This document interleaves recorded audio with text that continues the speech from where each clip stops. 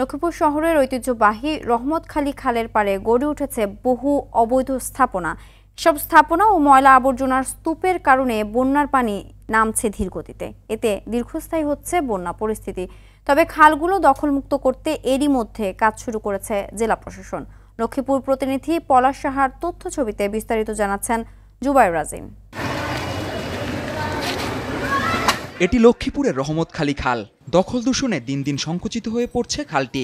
দুই পারে টিনের ঘর ও পাকা ভবন নির্মাণ করে দখল করে নিচ্ছেন স্থানীয় প্রভাবশালীরা। একই সঙ্গে মাছের ঘের ও জালের কারণে বাধা সৃষ্টি করছে পানি প্রবাহে।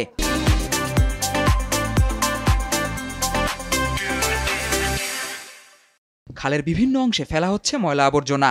ফলে স্বাভাবিক পানি প্রবাহে বাধা সৃষ্টি হওয়ায় কুমিল্লা নোয়াখালী থেকে আসা বন্যার পানি নামছে ধীরগতিতে।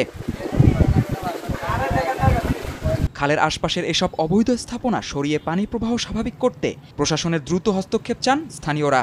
অনেক ময়লা আবর্জনা জমি আছে এবং মাছের ঘের আছে, যার জন্য পানি প্রবাহের মধ্যে বাধা সৃষ্টি হয়। এই ভর্তি বন্ধকের জন্য পানি এখনো নামতে পারে না। প্রশাসনের দৃষ্টি আকর্ষণ করছি পানি যাতে দ্রুত নেমে যায়।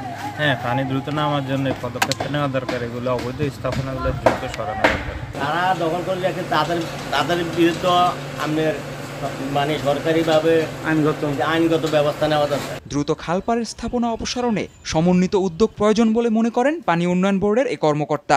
আমরা এই বিষয় নিয়ে কাজ করা শুরু করছি। জেলা প্রশাসন, আইন শৃঙ্খলা বাহিনী এবং উপজেলা প্রশাসন, আমরা এবং অল ডিপার্টমেন্টস। আসলে এটা একটা ইন্টিগ্রেটেড অ্যাপ্রোচের প্রয়োজন। কেউ একা এই জিনিস আপনার উদ্যোগ গ্রহণ করলে আসলে সেটা সাস্টেনেবল হবে না এবং জনগণকে সচেতন হতে হবে, আমার এলাকাবাসীকেও সচেতন হতে হবে।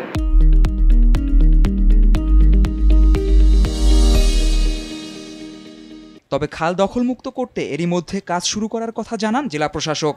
ভিজিবল আছে ততটুকু আমরা সাধারণ জনগণকে নিয়ে, ছাত্রদেরকে নিয়ে, স্থানীয় যারা রয়েছে তাদেরকে নিয়ে কাজ করছি। অনেকে জানিয়েছে তারা মাছ চাষ করছে, তাদেরকে হয়তো আমরা 7 দিন সময় দিয়েছি যে আপনার মাছ সরিয়ে নেন, কারণ এই প্রতিবন্ধকতা আমরা রাখবো না। আর যেগুলো বড় ধরনের ইস্যু আছে, যেগুলোর সাথে ন্যাশনাল পর্যায়ে ডিসিশনের বিষয় আছে, যেমন ভুলুয়া নদীর বিষয়টা বারবার আসছে, এটা আসলে আমরা চাইলেই তো হুট করে করতে পারবো না। এই বিষয়গুলো আমরা মন্ত্রণালয়ে লিখে পাঠাচ্ছি। শুধু রহমতখালী খালি নয়, দখল দূষণে মৃতপ্রায় ডাকাতিয়া, ভুলুয়া সহ জেলার আরও বেশ কয়েকটি খাল। জুবায়ের রাজিন, RTV।